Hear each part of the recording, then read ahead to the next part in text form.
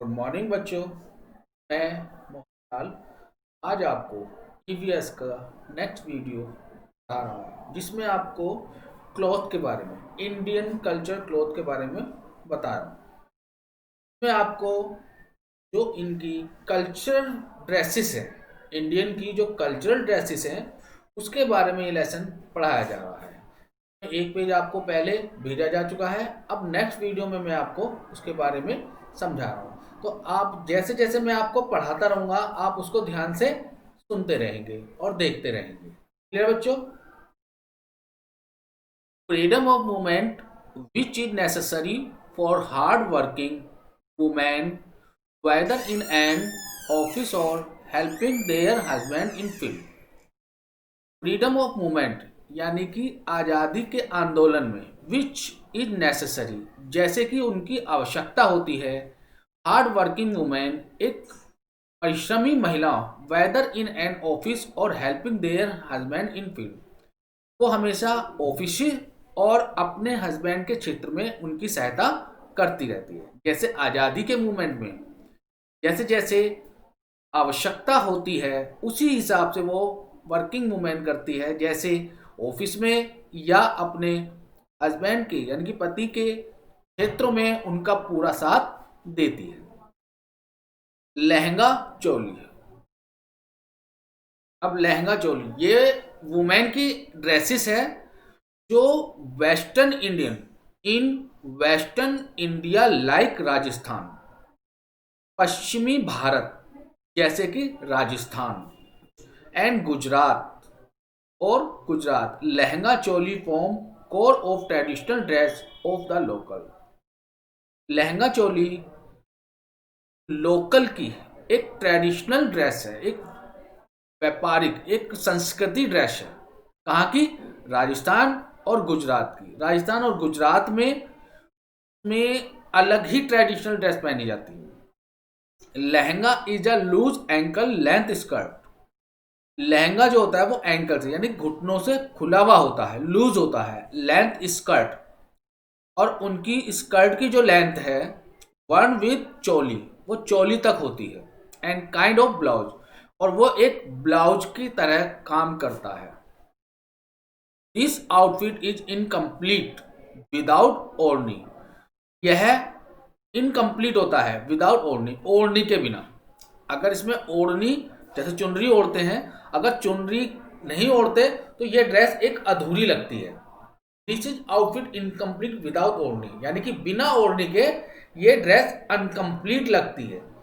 Western Indian version of दुपट्टा, जैसे पश्चिम भारतीयों के लिए दुपट्टा एक वर्जन होता है यानी कि दुपट्टे के बगैर वो वस्त्र अधूरे लगते हैं। Which lends the grace and style this traditional Indian dress, जिसका कि धरती पे यानी कि उस जगह पर, उस देश में, उस स्टाइल पर, style of this traditional Indian dress, यह एक इंडियन कल्चरल की एक स्टाइलिश ड्रेस मानी जाती है। एक संस्कृति को रखते हुए ये ड्रेस उसको बहुत ही शालीन मानी जाती है। अनदर ड्रेस, और अन्य ड्रेस जो होती हैं that resemble lehenga is ghagra, जैसे कि घाघरा इज लहंगा, लहंगा की तरह वो घाघरा होता है यानी कि जिस तरह हम लहंगा डालते हैं उस तरह ही वो घाघरा होता है। It is the type of full flat ankle length skirt, और यह भी उसी प्रकार की फुल एंकल की तरह होती है जो घुटनों से नीचे तक की वो लेंथ स्कर्ट के साथ होती है। Which is worn with a belt around the waist, और कमर के चारों ओर वो बेल्ट का काम करती है यानी कि बेल्ट की तरह वो पहनी जाती है। इन सम पार्ट्स ऑफ इंडिया यानी कुछ भारत के भागों में you can also find women, तुम ऐसी भारतीय भी देख सकते हो वियरिंग घाघरा, जिन्होंने घाघरा पहना हुआ है। A kind of divided skirt, जो एक स्कर्ट के प्रकार का होता है। Flat at the bottom much the bell bottom, और उसका जो तला होता है वो एक बेल बॉटम की तरह होता है जो नीचे से खुला हुआ होता है यानी कि नीचे से जैसे हम कोई चीज पहनते हैं तो वो बंद नहीं होती बल्कि वो नीचे से खुली हुई होती है। तो ये लहंगा चोली के बारे में है। उसके बाद है आपका साड़ी। जैसे कि साड़ी है, साड़ी भारतीय कल्चर की एक शालीन ड्रेसेस में गिनी जाती है। यानी कि अगर इंडियन की अगर वुमेन को देखा जाए तो वो कंप्लीट इंडियन तभी मानी जाती है जब वो साड़ी में होती है। विदेशी लोग भी अगर वो हमारी इंडियन कल्चर को देखते हैं तो साड़ी को देखते ही उन्हें ये लगता है कि ये इंडियन हैं। यानी कि famous dresses of Indian culture in sari. तो साड़ी जो है वो इंडियन कल्चर की एक फेमस ड्रेसेस है। तो sari and unstitched pieces of cloth which look common but lend the uncommon grace and glance to the woman wearing it। यानी साड़ी जो है वो अनस्टिचेस पीस है ऑफ क्लॉथ, यानी कपड़े का अनस्टिचेस पीस होता है। विच लुक कॉमन, यह एक कॉमन लुक वाला होता है। बट लैंड द अनकॉमन, लेकिन हर जगह पर वो अनकॉमन ग्रेस एंड एनक्लेजन to the women wearing it. और वुमेन इसे एनग्लेसेंस के लिए पहनती है, यानी कि जो एक भारतीय नारी के रूप में जानी जाती है उसको वो उस तरीके से वो पहनी जाती है।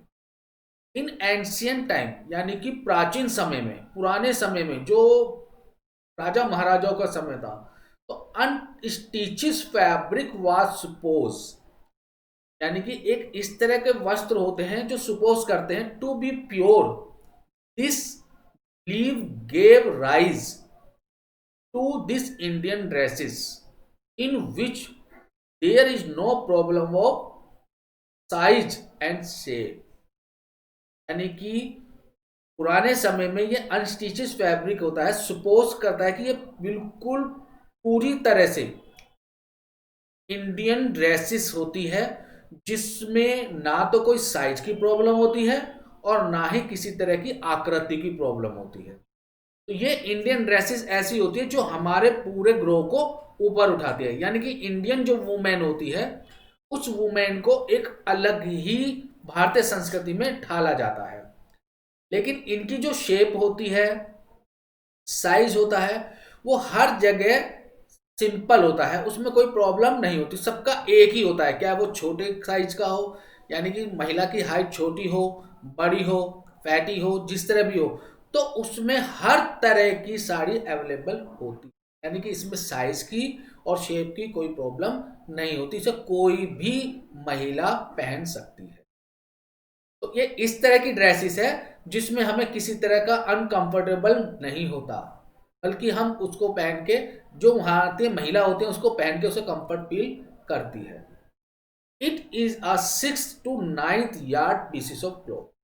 यह 6 से 9 यार्ड तक कपड़ा होता है, यानी कि इसकी लेंथ जो होती है वो 6 से 9 यार्ड तक की होती है, जो सबकी सेम तरह से ही होती है।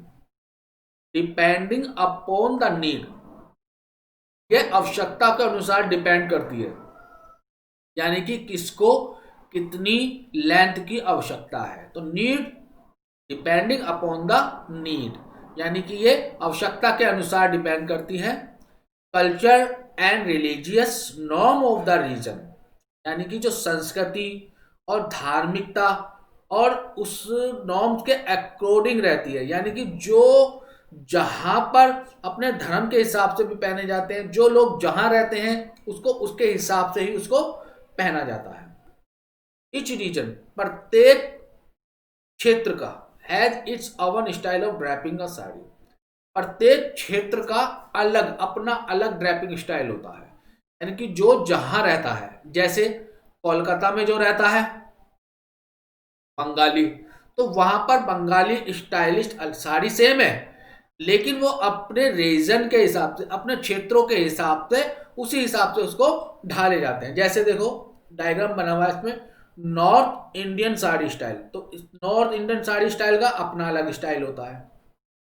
बंगाली साड़ी स्टाइल इनका अपना स्टाइल होता है। गुजराती साड़ी स्टाइल इनका अपना होता है। महाराष्ट्रन साड़ी स्टाइल इनका अपना होता है। साड़ी सेम है, लेकिन अपने रीजन के हिसाब से, अपने क्षेत्रों के हिसाब से इन्होंने अपने आप को उसी रंग में ढाला हुआ है कि उनको पर्सनैलिटी उसी क्षेत्र के हिसाब से लगती है। अगर वो कोलकाता यानी कि बंगाल की साड़ी अगर पहनेंगे तो उसमें बंगाली वुमेन अलग ही लगेगी कि ये बंगाली वुमेन है, क्योंकि उनका पहनावा, उनका साड़ी का पहनने का स्टाइल उनके हिसाब से अलग ही होता है। आप अलग से ही उनको पहचान लोगे कि ये बंगाल की है, ये गुजरात की है, ये महाराष्ट्र की है, ये नॉर्थ इंडियन की। तो सबका पहनने का स्टाइल सबका अपना अपना होता है। Style of wearing a sari reflected the age. और जो साड़ी पहनावे वाली स्टाइल होती है वो एज के हिसाब से, अपने आप ही क्षेत्रों के हिसाब से, धर्म के हिसाब से, स्टेटस के हिसाब से, व्यापार के हिसाब से, वो वुमेन अपने जिस हिसाब से वो रहते हैं, चाहे वो एजिड हो, चाहे वो कम एजिड हो, चाहे वो धार्मिक के हिसाब से पहने या अपने स्टेटस के हिसाब से पहने, या जहाँ पर वो ऑफिशियल वर्क कर रही है वो उसके हिसाब से पहने, तो वहाँ पर सबका अपना अपना स्टाइल होता है। ऑफिशियल अगर है तो वो ऑफिस के हिसाब से उसको पहनती हैं, अगर वो एक विवाह समारोह में जाती हैं तो विवाह समारोह के हिसाब से पहनते हैं, अगर वो अपने एक क्षेत्र के हिसाब से पहनते हैं तो उसको करते हैं। तो the different style of draping a sari, यानी कि अलग अलग स्टाइल के हिसाब से उसका पहनावा होता है। ये नहीं कि कोई भी साड़ी उसको पहन ले तो उसको पता नहीं चलता, तो वो क्षेत्रों के हिसाब से ही अपने साड़ियों को पहना जाता है। तो इसमें किसी तरह की कोई अनकंफर्टेबल फील नहीं करते, हमेशा उसको कंफर्ट ही फील करते हैं। तो ये आपको साड़ी और लहंगा चोली इन दो ड्रेसेस के बारे में बताया था। तो लहंगा चोली जो है वो राजस्थान और गुजरात के लिए फेमस है, और जो साड़ी है वो आपके हर क्षेत्र में पहनी जाती है, हर क्षेत्र में। भारत के किसी भी कोने में आप चले जाओ वहां पर आपको हर वुमेन के साड़ी अलग ही दिखाई देगी, लेकिन वो क्षेत्रों के हिसाब से पहनी जाती है।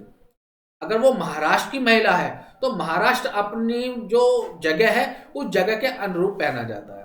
अगर कोई बंगाल में रह रहा है तो वुमेन बंगाल के हिसाब से उसको स्टाइलमेंट करती है। नॉर्थ इंडियन है तो नॉर्थ इंडियन के हिसाब से वो पहनी जाती है। तो वो अपने अपने क्षेत्र के हिसाब से अपने अपने पहनावे में अलग अलग रूटीन को लेकर चलते हैं, ताकि वो है तो इंडियन लेकिन एक स्टेट वाली उन्होंने अपने स्टाइल को, अपने पहनावे को बिल्कुल अलग लुक दिया हुआ है। तो इसलिए वो ये पहचाने जाते हैं कि ये बंगाल की हैं, ये महाराष्ट्र की हैं, ये गुजरात की हैं, ये नॉर्थ इंडियन है। तो सबका अपना अपना अलग अलग एक स्टाइल बना रखा है। तो बच्चों आज के लिए आपको लहंगा चोली और साड़ी के बारे में बताया गया है। नेक्स्ट वीडियो में आपको नेक्स्ट पेज के बारे में बताया जाएगा। चलिए बच्चों, थैंक यू।